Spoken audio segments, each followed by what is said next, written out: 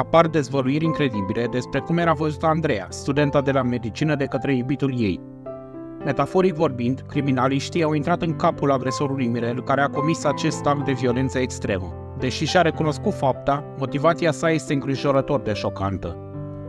Analizând comportamentul său, experții criminali au descoperit un motiv surprinzător din spatele acestui gest. Gelozia excesivă l-a determinat să ajungă într-o stare de criză care s-a soldat cu tragicul sfârșit al iubitei sale. Experții sugerează că Mirel ar fi considerat-o pe Andreea ca pe un obiect deținut de el, ceea ce a alimentat și mai mult furia sa. Conform specialiștilor, aflarea despre vestea despărțirii a fost pentru Mirel un șoc emoțional copleșitor, care l-a cufundat într-o stare de neliniște pe care nu a putut-o controla. O socotea ca pe propria lui marfă. Loviturile sunt atât de multe pentru că el nu poate să conceapă că o pierde și în asemenea cazuri să știți că lovește până obosește. A fost tot timpul suspicios când din cercul de bănuiți erau descriși unii ca adevărați îngeri. Surpriza apare mai degrabă că ești interesat să eforezi într-un asemenea simbol de blândețe, a declarat specialistul criminalist Tudorel Botoi pentru Observator.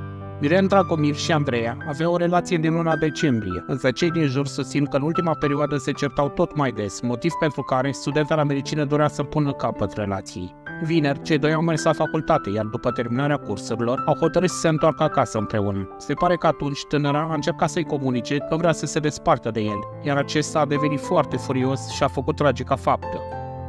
L-a zgâriat pe față, însă toate eforturile sale au fost în zadar. Mirel a relatat anchetatorilor că ulterior s-a curățat, s-a schimbat și a plecat acasă la părinții săi în Pojejene, acolo unde a fost și găsit în scurt timp. Trupul fetei a fost descoperit de sora agresorului, care venise la apartamentul în care locuia, împreună cu verișoara sa.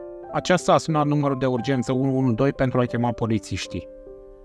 Locuința de pe Bulevardul Dragalina din Timișoara, locul unde a avut loc tragedia, este proprietatea părinților tânărului, în vârstă de 23 de ani, care este student la Facultatea de Medicină din Timișoara, precum și la Facultatea de Teologie. El împărțea acest loc cu sora sa și cu o verișoară, iar conform anchetatorilor, părinții acestuia sunt originari din localitatea Pojejena, județul Caraș-Severin.